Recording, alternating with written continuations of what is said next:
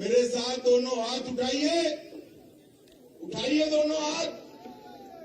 विजय के संकल्प की मुट्ठी पीछे और प्रचंड आवाज से बोलिए, भारत माता की,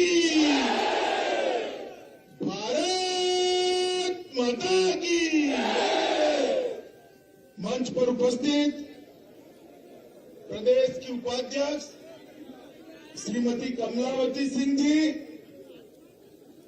पिछड़ा वर्ग वित्त आयोग के अध्यक्ष और मेरे मित्र श्री बाबूराम निषाद जी, श्री संजय सिंह जी, हमीरपुर महोबा के सांसद भाई पुष्पेंद्र सिंह चंदेल जी, बांदा चित्रकूट के सांसद आर.के. सिंह पटेल जी, अध्यक्ष जिला पंचायत बांदा सुनील सिंह पटेल जी, श्री सुधीर सिंह जी, लवलेश सिंह जी, बाल मुकुंद शुक्ला जी, श्री जगराम सिंह जी, अखिलेश नाथ दीक्षित जी, और आज जिनको प्रचंड बहुमत से जिताने के लिए मैं आया हूं, हमारे तिंदवारी के लोकप्रिय प्रत्याशी रामकेश निषाद जी, और आज निषाद जी के समर्थन में आए हुए प्यारे भाइयों, बहनों, माताओं और मेरे जिगर के टुकड़े जैसे युवा मित्रों, इस भूमि पर बाबा वामदेव की इस धरती को मैं नमन कर कर मेरी बात की शुरुआत करना चाहता हूं। ये क्षेत्र रानी दुर्गावती का भी क्षेत्र रहा है, जिसने अकबर की सेना को लोहे के चने चबाने के लिए मजबूर किया था। वो महारानी वीरांगना दुर्गावती को भी मैं प्रणाम करता हूं। संत अवधूत महाराज जो इस भूमि से जुड़े रहे, उनको भी मैं प्रणाम करता हूं। और मां योगिनी की मूर्ति जो 40 साल से गायब थी, अभी अभी वापिस आई है, मां योगिनी को भी प्रणाम कर कर मेरी बात की शुरुआत। तो 23 तारीख को आप लोगों को वोट डालना है। कल तीसरे चरण का मतदान है। मैं पहले और दूसरे चरण में जाकर आया हूं। पहले और दूसरे चरण का परिणाम जानना है क्या? जानना है? जोर से बोलो, जानना है क्या? पहले और दूसरे चरण में सपा और बसपा का सुपड़ा साफ हो। पहले और दूसरे चरण में 300 सीटों की भारतीय जनता पार्टी की सरकार की नींव डालने का काम किया है। और तीसरे और चौथे चरण में ये वीर बुंदेलों की भूमि बुंदेलखंड ने इस पर 300 सीटों की सरकार की इमारत बनानी है। यहां पर मैं बुंदेलखंड में आया हूं, तब बुंदेलखंड की प्यास, बुंदेलखंड की सिंचाई और बुंदेलखंड के अंदर रोजगारी के प्रश्न पर मैं जरूर बात करूंगा। परंतु इसके पहले मैं बात करना चाहता हूं, माताओं, भाइयों, बहनों, आपके आशीर्वाद से बुंदेलखंड की सभी सीटें 2014 और 19 में आपने भारतीय जनता पार्टी को दी। केंद्र में मोदी जी की सरकार बनी। यहां पर 2017 में भी 19 की 19 सीटें भारतीय जनता पार्टी की झोली में डालने का काम बुंदेलखंड की वीर जनता की। और परिणाम स्वरूप यहां पर जो सरकार बनी, केंद्र में मोदी जी की सरकार बनी, उसने लॉ एंड ऑर्डर और आतंकवाद के खिलाफ बहुत बड़ी मुहिम चलाई। मुझे बताओ भाई, ये बुंदेलखंड में डकैत, माफिया, बाहुबली दिखाई पड़ते थे, सपा बसपा के शासन में अधिकार थे या नहीं थे?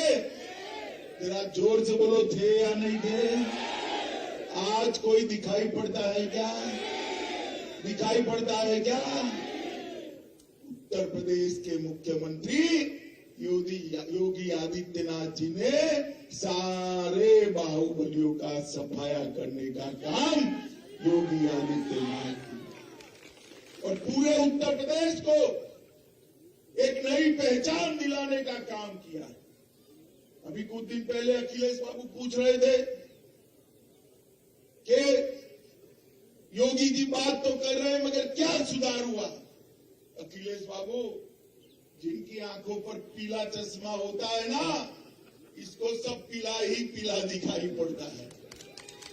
आपको मालूम नहीं पड़ेगा, जाकर पूछिए किसी मां बहन को, किसी बेटी को कि उत्तर प्रदेश में उसकी सुरक्षा बढ़ी है या नहीं बढ़ी है। वो जरूर बताएगी कि अब उत्तर प्रदेश में माताएं बहनें सुरक्षित है। डकैती में 72% की कमी आई है, लूट में 62% की कमी आई है, हत्या में 31% की कमी आई है, बलात्कार में 50% की कमी लाने का काम भारतीय जनता पार्टी की योगी आदित्यनाथ की सरकार ने किया है। मित्रों, योगी आदित्यनाथ, माताओं, बहनों, भाइयों, युवा मित्रों, 10 साल तक केंद्र में सपा बसपा की समर्थन से कांग्रेस की सरकार चलती थी, 2004 से 2014 तक। और ये 10 साल तक पाकिस्तान से आलिया, मालिया, जमालिया घुस कर आते थे और हमारे सेना के जवानों के सर काट कर ले जाते थे। कोई उफ नहीं करता था, उफ नहीं करता। क्यों? क्योंकि वो नहीं चाहते थे इनकी वोट बैंक में सेंधमारी पड़े। मगर भारतीय जनता पार्टी की सरकार आई, मोदी जी प्रधानमंत्री बने और उसके बाद पुलवामा और उरी में उन्होंने हमला किया, हमारी सेना के जवानों को जिंदा जला दिया। 10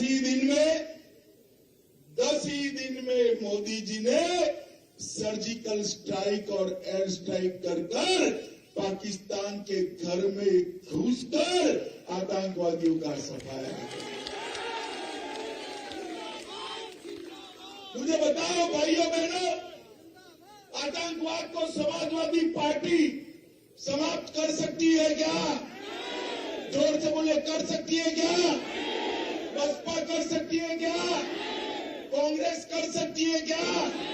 आतंकवाद को समाप्त करने का काम केवल और केवल नरेंद्र मोदी के नेतृत्व में भारतीय जनता पार्टी ही कर सकती है।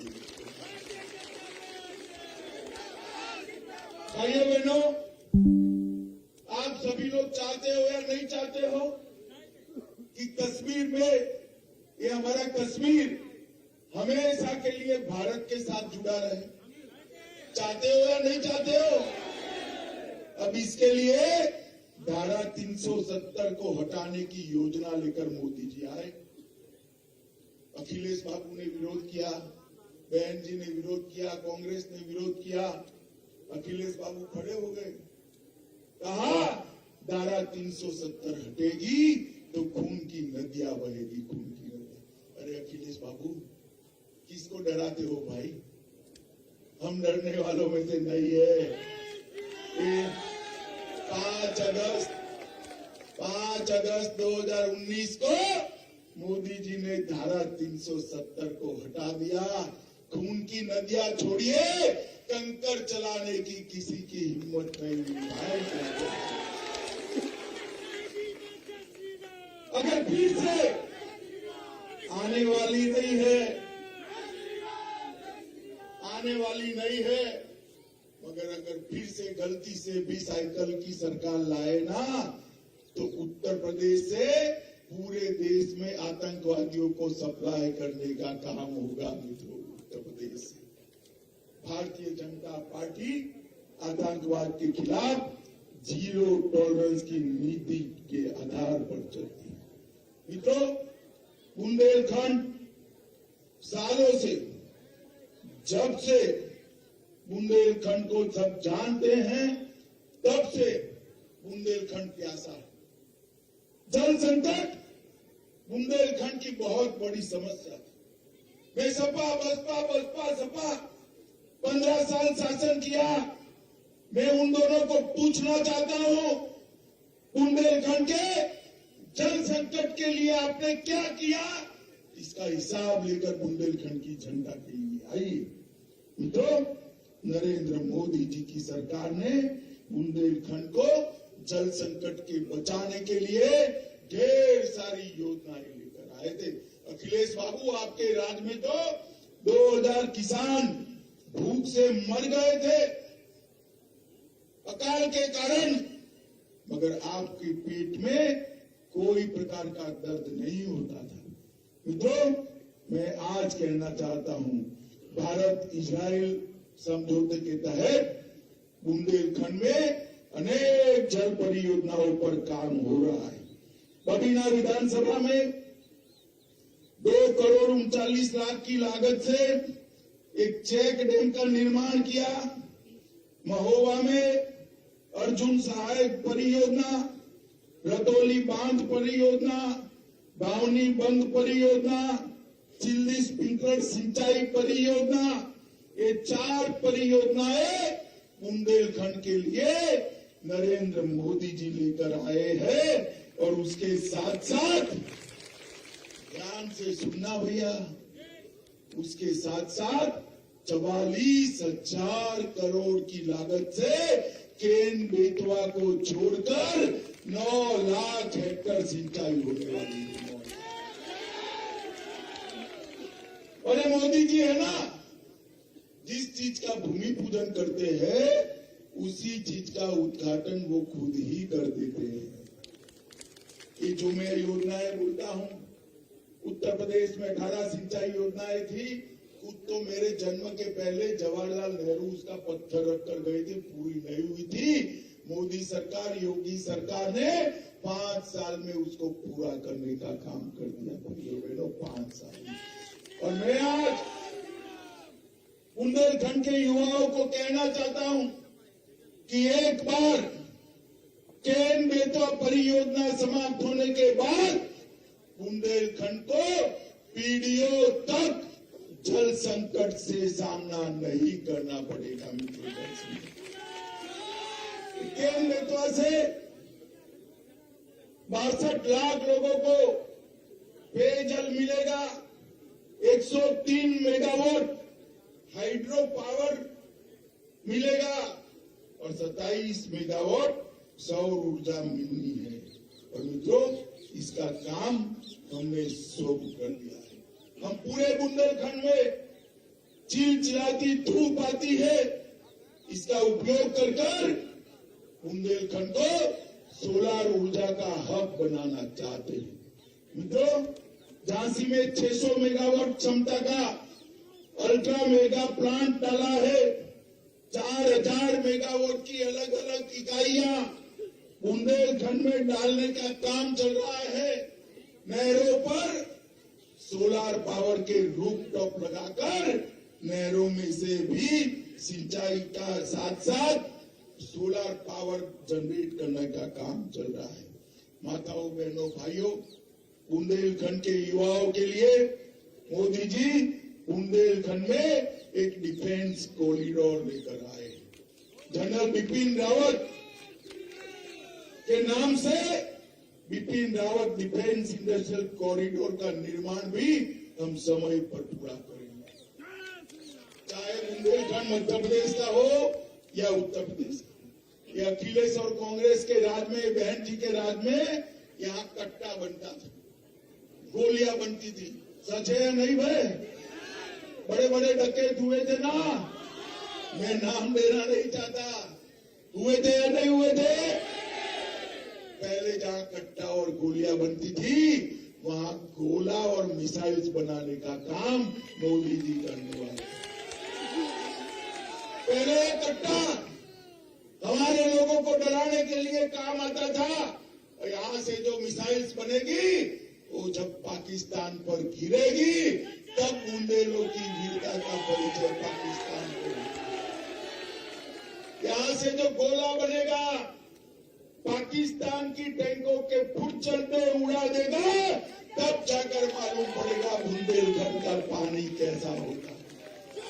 ये परिवर्तन भारतीय जनता पार्टी की नरेंद्र मोदी सरकार लेकर आई।